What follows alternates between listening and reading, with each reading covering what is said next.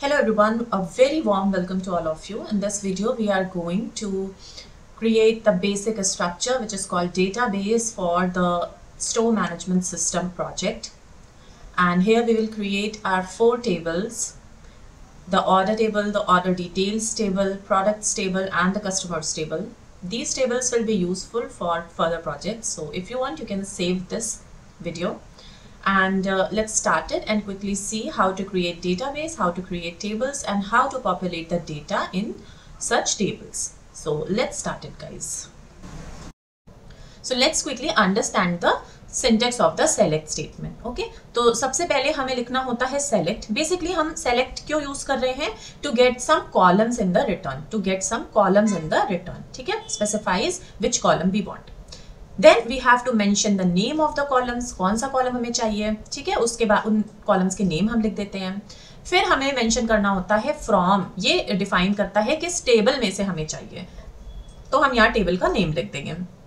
Then हमें लिखना होता है where. Where means to filter the rows also on the basis of the condition. So suppose हमें वो कॉलम चाहिए जिसकी वैल्यू 3 से लेस हो, ठीक है? तो ऐसी रोज को आप फिल्टर करके हमें दो, तो उनको फिल्टर करने के लिए हम वेयर को यूज करेंगे. अभी जब आप प्रैक्टिकल देखोगे then it will be more clear.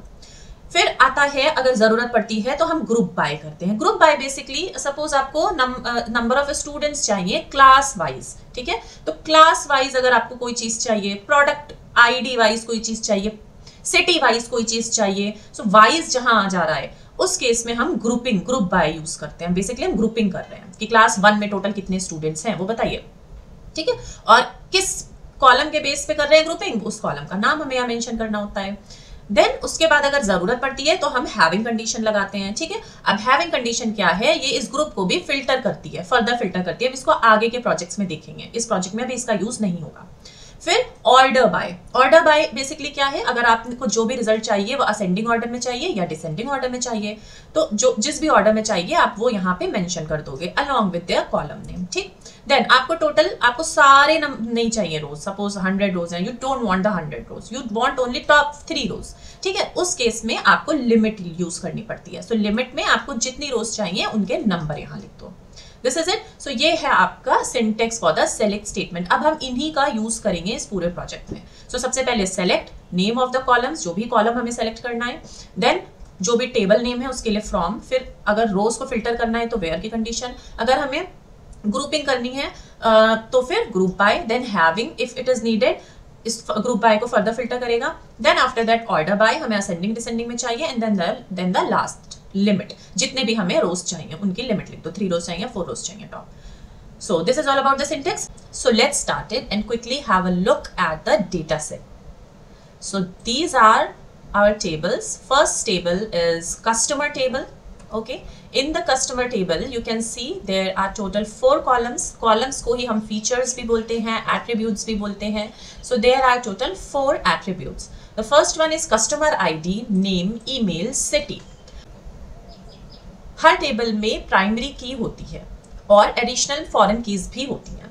सो इस टेबल में अगर हम प्राइमरी की बात करें तो यहाँ पे कस्टमर आईडी को एज अ प्राइमरी की कंसीडर किया जाएगा, क्योंकि जितनी भी इसकी वैल्यूज हैं वो सब अपने आप में यूनिक है, कोई भी वैल्यू रिपीट नहीं हो रही है.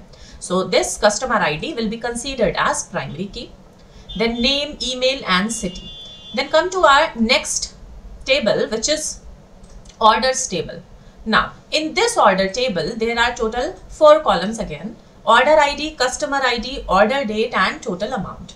Okay, as we have seen that this customer ID was already there in the customer table, correct? वहाँ पे ये primary की थी, but in this table, this customer ID will work as a foreign key. This customer ID will work as a foreign key. Why? Because ये पूरा column जो है वो customer table से हमें link कर रहा है, ठीक है? अब आती है बात कि इस टेबल में प्राइमरी की क्या होगी. सो इस टेबल की जो ओरिजिनल कीज हैं, यूनिक कीज जो इसी टेबल को बिलोंग करती हैं, किसी और दूसरी टेबल को बिलोंग नहीं करती हैं, वो है ये ऑर्डर आईडीज के वैल्यूज. सो ऑर्डर आईडी इस टेबल की प्राइमरी की है. As you can see all values are different and unique.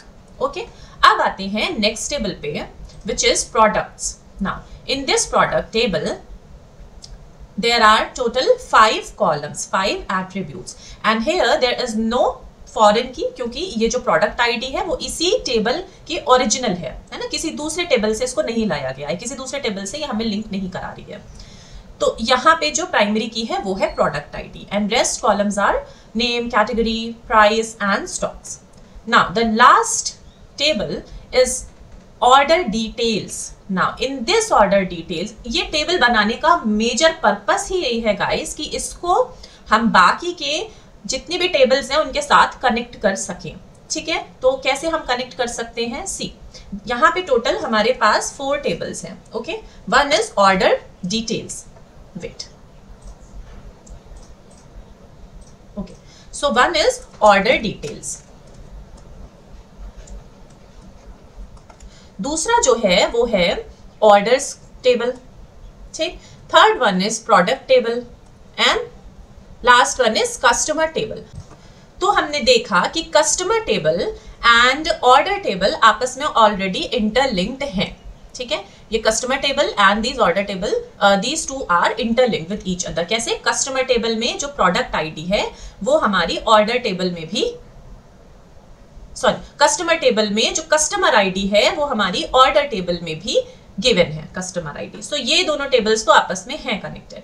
But अब जब ऑर्डर डिटेल्स को हम ओपन करते हैं तो ऑर्डर डिटेल्स में क्या क्या है? इसमें है हमारी ऑर्डर आईडी। ठीक है, ऑर्डर डिटेल्स में एक तो है ऑर्डर आईडी जो कि इस टेबल को बिलोंग कर रही है, प्रोडक्ट आईडी जो कि इस टेबल को बिलोंग कर रही है, प्रोडक्ट टेबल को, राइट। सो ये टेबल इससे कनेक्ट हो गई, ये टेबल इससे कनेक्ट हो गई, और ये वाली टेबल कस्टमर से भी कनेक्टेड है। इट मीन्स, अगर सिंपल टर्म्स में देखें, अगर ए बी से कनेक्टेड है और ए सी से कनेक्टेड है तो बी और सी भी आपस में एक दूसरे से कनेक्टेड होते हैं, इंटरलिंक्ड होते हैं। So by this means these all tables are connected with each other.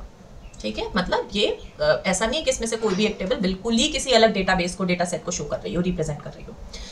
सो ये था हमारा टेबल्स का ओवरव्यू। अब हम आते हैं वन बाय वन अपनी क्वेरीज को परफॉर्म करने के लिए। तो क्वेरीज परफॉर्म करने से पहले हमको कुछ एसेंशियल चीजें करनी होंगी। सो सबसे पहले हमें क्या करना होगा? सबसे पहले हमें एक डेटाबेस बनाना होगा। ठीक है, फिर हमें एसक्यूएल को बताना होगा कि अब हम इस डेटाबेस के अंदर ही अपना सब काम करने जा रहे हैं।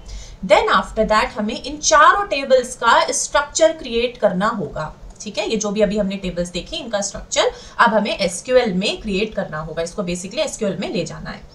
देन आफ्टर दैट एक स्ट्रक्चर क्रिएट हो जाता है जब पूरा, ठीक है, उसके बाद हमें डेटा उसमें पॉपुलेट करना होता है। ये वाला पूरा डेटा, जितनी भी वैल्यूज है ये सब हमें उसमें लानी होती है। तो उसके लिए हम इंपोर्ट करेंगे डेटा को। ये हमारी होती है basic formality. Then after that we can perform one by one all the queries. Okay, so let's start it guys. So this is MySQL workbench. Now first of all we will create the database. So for creating database we have to simply write create database and then we have to give the name of that database which is store. Okay, now let's run it and refresh from here. After refreshing we can see that store name database has been created. Now we have to instruct SQL that now we are going to do the work under this database. So अब इसको run करेंगे और ये आप देख सकते हो यहाँ पे बोल्ड लेटर्स में आ गया है। इसका मतलब है कि जो भी अब हम काम कर रहे हैं वो इसी डेटाबेस में स्टोर होगा। Now the next step is to create all 4 tables one by one. So सबसे पहले create टेबल को हम कैसे क्रिएट करते हैं? So उसका सिंटेक्स है ये। Here we have to simply write the create table and then the name of that table, उस जो भी टेबल का नाम हम रखना चाहते हैं, कस्टमर, प्रोडक्ट, ऑर्डर डिटेल्स, वो नाम हम यहाँ दे देंगे। Then opening of the parenthesis. Then after that जो कॉलम्स हमने देखे थे, 4 कॉलम्स थे, किसी में 5 थे, तो उन कॉलम्स को वन बाय वन यहाँ लिखेंगे। एक कॉलम का नाम, फिर उसका डेटा टाइप, उससे रिलेटेड कोई रूल है लाइक वो प्राइमरी की है या नहीं है, या और भी कोई कॉन्स्टेंट ऐड करना है अगर हमें, वो हम यहाँ मेंशन करेंगे।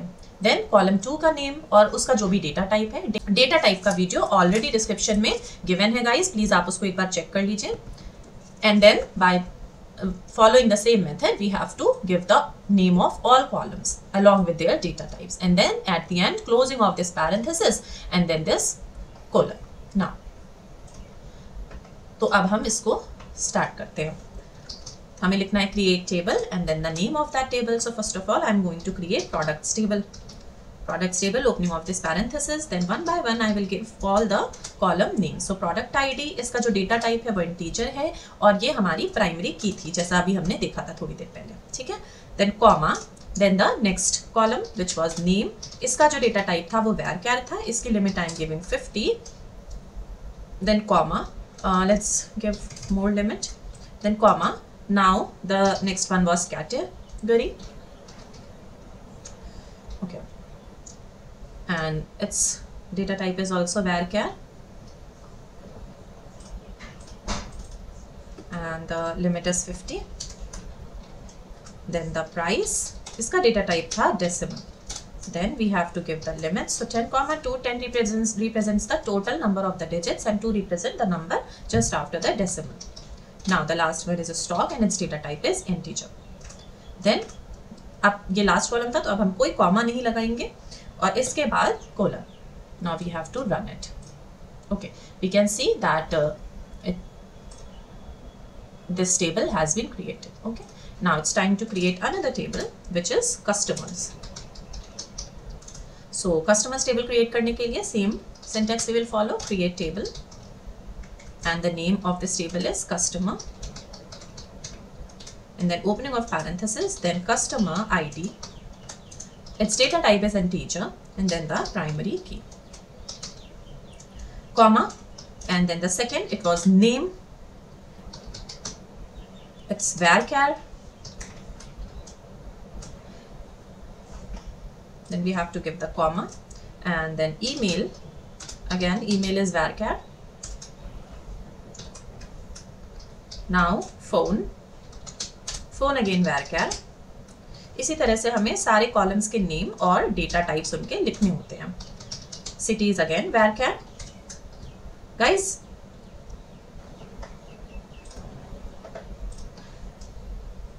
now close this parenthesis and then the colon. Now run it. Now next table is orders.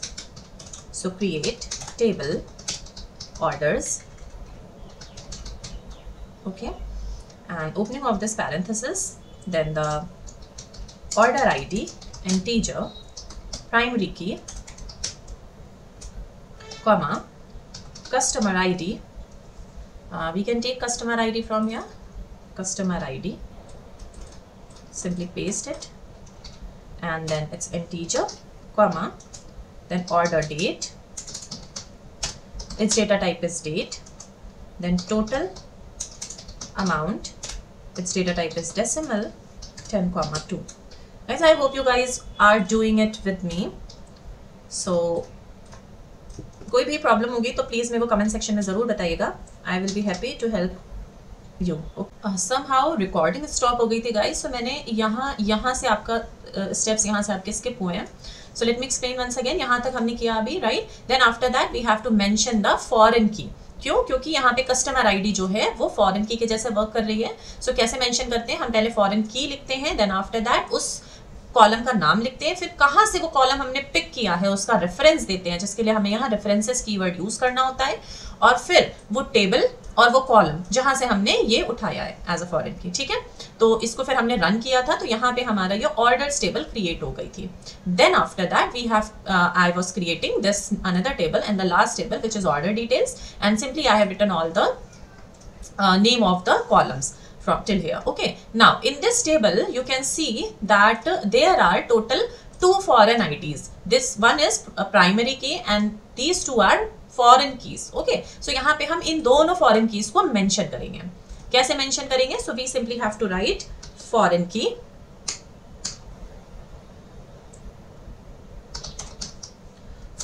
and then the name of that column. So first one is order ID, इसको हम लिख देते हैं. उसके बाद इसका रेफरेंस देंगे हम.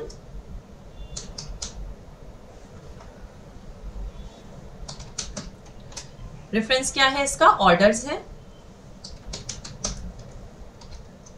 और इसके बाद उस कॉलम का नाम देंगे उस टेबल में से.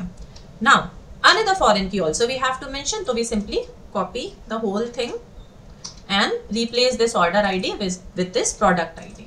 Paste and paste here also, और यहाँ टेबल का नाम था प्रोडक्ट्स। ठीक है, अब हम ये कॉमा में हटाना होगा क्योंकि ये लास्ट हमारा था। Now colon. ओके, यहाँ पे एक बार इसको रन करते हैं। सो एक एरर आ रही है and this error is product ID. Let me paste this error here so that आप लोग भी देख सको। सो एरर में इन्होंने बताया है कि here foreign key, order ID, references orders, order ID,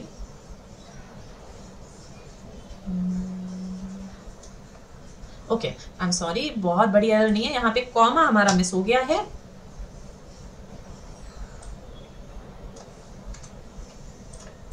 अब हम इसको रन करते हैं। So after running, refresh from here, and then after refreshing, we can see all 4 tables has been created. Now, correct? Now, one by one, we will populate all the data. अब data populate करते समय guys एक चीज का हमें खास ख्याल रखना है यहाँ पे कि सबसे पहले उस टेबल में हम डेटा को फिल करेंगे जिसमें कोई भी फॉरेन की नहीं थी। ठीक है, सो कस्टमर्स में कोई फॉरेन की नहीं थी, तो सबसे पहले हम यहाँ डेटा फिल करते हैं। सो डेटा फिल करने के लिए ये जो टेबल का आइकन दिख रहा है इस पर राइट क्लिक करेंगे, फिर ये टेबल डेटा इंपोर्ट विजार्ड पे क्लिक करेंगे, फिर यहाँ फाइल पाथ देंगे जहाँ हमारी टेबल सेव है। सो ये हमारी टेबल है, और फिर next and then again next, again next and then again next, and all are rows has been imported.